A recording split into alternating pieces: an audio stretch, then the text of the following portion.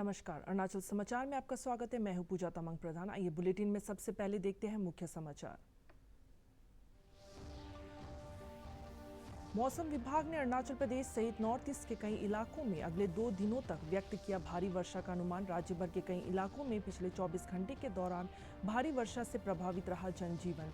East Siang जिला प्रशासन ने निचले इलाके में रह रहे लोगों से सावधानी बरतने की अपील। एनटीए ने यूजीसी नेट 2024 की परीक्षाओं के लिए नई तारीखों की घोषणा। एनटीए द्वारा जारी अधिसूचना के अनुसार एनसीईटी पात्रता परीक्षा 10 जुलाई को, संयुक्त सीएसआईआर यूजीसी नेट 25 से 27 जुलाई तक, जबकि यूजीसी नेट 21 अगस्त से 4 सितंबर के बीच की जाएगी आयोजित। तीसरी बार प्रधानमंत्री बनने के बाद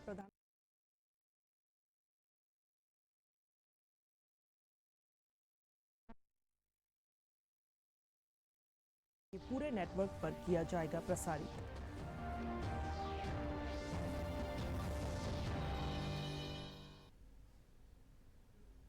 राज्य भर में पिछले 24 घंटे के दौरान कई स्थानों पर भारी वर्षा से सामान्य जनजीवन प्रभावित हुआ है। मौसम विभाग ने अगले 2 दिनों तक अरुणाचल सहित नॉर्थ ईस्ट के कई इलाकों में भारी वर्षा का अनुमान व्यक्त किया है। ईस्ट सियांग जिले में कल रात से हो रही मूसलाधार बारिश से पासीघाट नगरीय क्षेत्र के कई जगह पर जल जमाव होने से लोगों को मुश्किलों का सामना करना पड़ रहा है। भारतीय मौसम विभाग द्वारा ईस्ट सियांग जिले के लिए जारी भारी वर्षा के रेड अलर्ट के मद्देनजर जिला प्रशासन द्वारा लोगों से नदी में नहीं जाने और मछली पकड़ने की गतिविधियों से दूर रहने की अपील की जा रही है। जिला प्रशासन निचले इलाकों और बाढ़ और भूस्खलन के खतरे वाले इलाकों में अनाउंसमेंट के माध्यम से लोगों से विशेष सतर्कता बरतने की अपील की जा रही है। तो आप लोग से रिक्वेस्ट है कि आप लोग ये इतना ज्यादा बारिश में आप लोग अपना जान जोखिम डाल के यहाँ पर मत बैठिए, क्योंकि हमारा डिस्ट्रिक्ट एडमिनिस्ट्रेशन और ये आपका डिस्ट्रिक्ट डिजास्टर मैनेजमेंट अथॉरिटी का पहले से ही एडवाइजरी निकल चुका है। मैं बार बार बोल रहा हूँ, तो आप लोग सबसे निवेदन है कि आप लोग अपना अपना घर चला जाइए। तो जान को आप लोग बिल्कुल जोखिम में मत डालिए। और हमारा डीसी का भी ऑर्डर है, बिल्कुल यहाँ में मैं नहीं बैठना है आपका, डीसी और आपका डिस्ट्रिक्ट डिजास्टर मैनेजमेंट अथॉरिटी। भारतीय मौसम विभाग ने अगले 48 घंटे में पूरे देश में मानसून के पहुंचने का पूर्वानुमान जारी किया है। साथ ही 4-5 दिन तक उत्तर पश्चिम, मध्य और पूर्वी भारत में भारी बारिश के संकेत दिए हैं। पूर्वानुमान में कहा गया है कि पूर्वोत्तर भारत के ज्यादातर क्षेत्रों में मूसलाधार बारिश होगी। पश्चिम विक्षोभ और मानसून के प्रभाव से पिछले 24 घंटे के दौरान अरुणाचल प्रदेश, असम, मेघालय, मणिपुर, उप हिमालय, पश्चिम बंगाल और सिक्किम के विभिन्न क्षेत्रों में भारी वर्षा रिकॉर्ड की गई है। असम में भारी बारिश के कारण आई बाढ़ से आम जनजीवन अस्त व्यस्त हो गया है। राज्य के 14 जिलों में 1 लाख से ज्यादा लोग बाढ़ की चपेट में हैं। असम राज्य आपदा प्रबंधन प्राधिकरण की बाढ़ रिपोर्ट के मुताबिक सिर्फ करीमगंज जिले में हो रही 96,000 लोग बाढ़ से प्रभावित हुए हैं।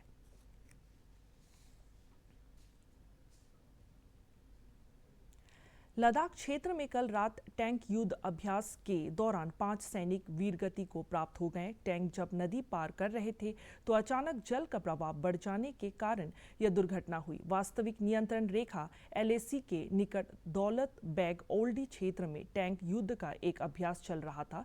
आधिकारिक वक्तव्य में लेह के रक्षा प्रवक्ता ने कहा कि सैन्य प्रशिक्षण गतिविधि के दौरान यह दुर्घटना हुई है। पूर्वी लद्दाख के सासेर ब्रांगसा के निकट श्योक नदी में अचानक जल का स्तर बढ़ जाने के कारण सेना का एक टैंक T-72 टैंक फंस गया। बचाव दल घटनास्थल पर पहुंचा, लेकिन जल के तेज प्रवाह के कारण बचाव अभियान सफल नहीं रहा और टैंक के सदस्य को जान गंवानी पड़ी। सेना ने 5 वीर सैनिकों के बलिदान पर दुख व्यक्त किया। रक्षा मंत्री राजनाथ सिंह ने लद्दाख में एक नदी में से टैंक पार करवाते समय हुई दुर्भाग्य दुर्घटना में भारतीय सेना के 5 जवानों के मारे जाने पर दुख व्यक्त किया है। श्री सिंह ने एक सोशल मीडिया पोस्ट में कहा कि देशवासी वीर सैनिकों की राष्ट्र के प्रति अनुकरणीय सेवा को कभी नहीं भूलेंगे। उन्होंने शोक संतप्त परिवारों के प्रति संवेदना व्यक्त की और कहा कि दुख के इस घड़ी में देश उनके साथ मजबूती से खड़ा है। केंद्रीय गृह मंत्री अमित शाह ने कहा है कि देश आपदा प्रबंधन में क्षेत्र कार्य प्रणालियों को अपना रहा है।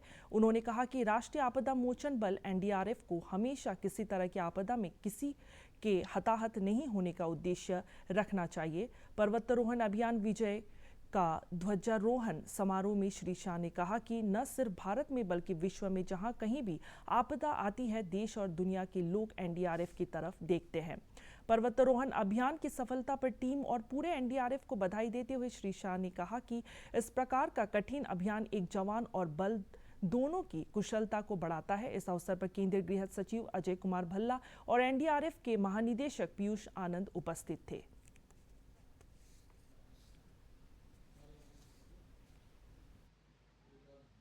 पर्वत आरोहण ये सिर्फ एक आर्ट नहीं है, ये जीवन जीने की कला है। जीवन में कई सारी घटनाओं का आपके जीवन को आप रिवाइंड कर कर इसकी फिल्म देखेंगे तो पर्वतारोहण में आने वाली सब कठिनाइयों के अलग अलग प्रकार की कठिनाइयां कुछ और स्वरूप में आपके जीवन में आई होगी। ये कला अगर सिद्धहस्त कर लेते हैं तो अपने आप आगे के जीवन के लिए बहुत बड़ा एक शिक्षा का माध्यम होता है। इसलिए मैं आज 35 जवान जो गए थे, वो 35 जवान और बल के प्रतीक के रूप में श्री पीयूष आनंद जी को बहुत बहुत बधाई देता हूं। और मैं मानता हूं कि 21,625 फीट पर मणिरंग पर्वत पर जब आपने तिरंगा फहराया, ये बल के लिए बहुत बड़ी सिद्धि का परिचायक रहा है। राष्ट्रीय परीक्षण एजेंसी एनटीए ने आज हाल ही में रद्द की गई एनसीईटी, संयुक्त सीएसआईआर, यूजीसी नेट और यूजीसी नेट जून 2024 चक्र परीक्षाओं के लिए नई तारीखों की घोषणा कर दी है। आज जारी एक अधिसूचना में एनटीए ने घोषणा की कि एनसीईटी 2024 10 जुलाई को, संयुक्त सीएसआईआर यूजीसी नेट 25 से 27 जुलाई को, जबकि यूजीसी नेट जून 2024 चक्र परीक्षा 21 अगस्त से 4 सितंबर के बीच आयोजित की जाएगी। एनटीए ने उम्मीदवारों को अधिक जानकारी प्राप्त करने के लिए इसकी आधिकारिक वेबसाइट www.nta.ac.in पर जाने की सलाह दी है। इसमें यह भी कहा गया है कि अखिल भारतीय आयुष पोस्ट ग्रेजुएट प्रवेश परीक्षा 2024 अपने वास्तविक कार्यक्रम के अनुसार 6 जुलाई को आयोजित की जाएगी। प्रधानमंत्री नरेंद्र मोदी कल सुबह 11 बजे आकाशवाणी पर मन की बात कार्यक्रम में देश विदेश के लोगों के साथ अपने विचार साझा करेंगे। यह मासिक रेडियो कार्यक्रम की 111वीं कड़ी होगी। श्री मोदी के लगातार तीसरी बार प्रधानमंत्री पद संभालने के बाद यह मन की बात की यह पहली कड़ी होगी। यह कार्यक्रम आकाशवाणी और दूरदर्शन के पूरे नेटवर्क, आकाशवाणी समाचार वेबसाइट और news on AIR mobile app पर प्रसारित किया जाएगा। इसे आकाशवाणी समाचार, डीडी न्यूज, पीएमओ और सूचना एवं प्रसारण मंत्रालय के यूट्यूब चैनलों पर भी लाइव प्रसारित किया जाएगा। हिंदी प्रसारण के तुरंत बाद क्षेत्रीय भाषाओं में भी कार्यक्रम का प्रसारण होगा। प्रधानमंत्री के साथ तो सुनिए इस महीने 30 जून सुबह 11 बजे मन की बात आकाशवाणी और दूरदर्शन के सभी चैनलों पर। आप भी माननीय प्रधानमंत्री के मन की बात का हिस्सा बन सकते हैं। इसके लिए आप अपने सुझाव post box number 111 Akashvani Delhi पर भेज सकते हैं। नमो ऐप या माई गॉव के ओपन फोरम में पोस्ट कर सकते हैं। तो याद रखें, रविवार 30 जून सुबह 11 बजे मन की बात। नॉर्थ ईस्ट काउंसिल ने ट्रिम्स नाहरलगुन में नेशनल मेडिकल कमीशन द्वारा एमबीबीएस में प्रवेश के लिए सीटों की संख्या 50 से 100 किए जाने के कदम का स्वागत किया है। नॉर्थ ईस्ट काउंसिल ने कहा है कि देश के प्रमुख मेडिकल कॉलेज में से एक ट्रिम्स नाहरलगुन में एमबीबीएस की सीटें बढ़ाई जाने से नॉर्थ ईस्ट के और अधिक युवाओं को अपने होम टाउन से करीब मेडिकल एजुकेशन हासिल करने में मदद मिलेगी।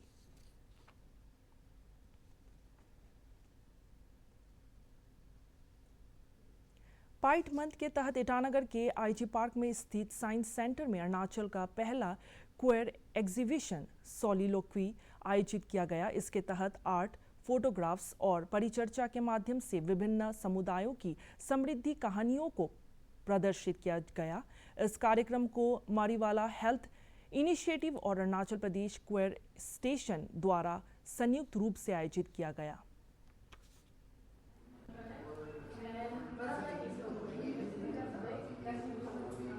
ये सोलिलोक्वी जो है हमारा एक एग्जीबिशन है focusing on the queer diversity, LGBT diversity, इनका जो होल आइडिया जो है, कंसेप्ट जो है, ऑब्वियसली हमारा क्यूरेटर रोमित जी इनका आइडिया है।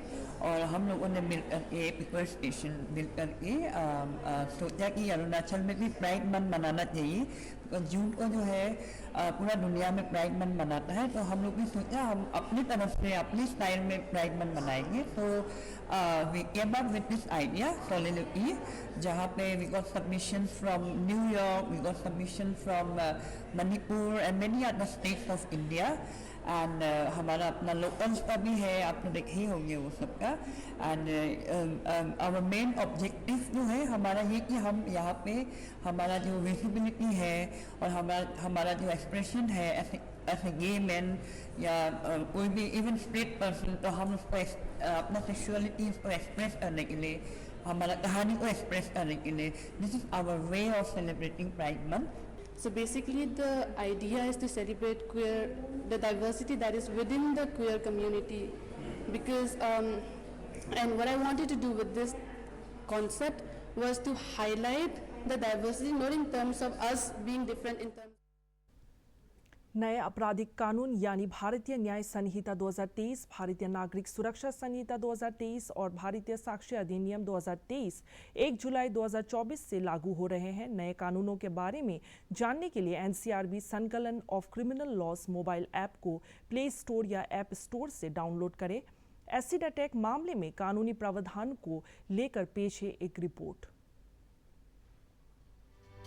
नए आपराधिक कानूनों में एसिड हमलों से संबंधित महत्वपूर्ण कानूनी प्रावधान किए गए हैं, जैसे किसी भी अवधि के लिए कारावास की सजा 10 वर्ष से कम नहीं होगी, लेकिन उसे आजीवन कारावास तक बढ़ाया जा सकता है और जुर्माना भी लगाया जा सकता है। इसके साथ ही किसी भी व्यक्ति को नुकसान पहुंचाने के इरादे से एसिड फेंकने पर कम से कम 5 साल की सजा होगी, जिसे 7 साल तक बढ़ाया जा सकता है और जुर्माना भी लगाया जा सकता है।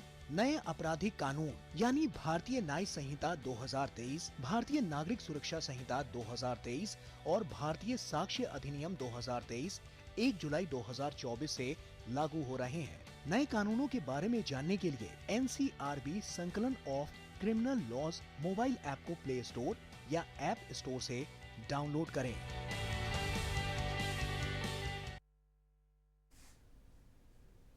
अरुणाचल प्रदेश में स्वच्छ भारत अभियान में स्थानीय प्रशासन के साथ कई संगठन योगदान दे रहे हैं। इसी कड़ी में ऑल खरसिंगसा यूथ ग्रुप ने ईटानगर राजधानी क्षेत्र के दूधा विलेज से डिक्रोंग नदी तक स्वच्छता अभियान चलाया। इस अवसर पर ईटानगर नगर निगम के वार्ड संख्या 20 के कॉरपोरेटर कीपा लोरम, गांव बुढ़ा ताचे लोम्बी सहित कई पंचायत सदस्य मौजूद थे।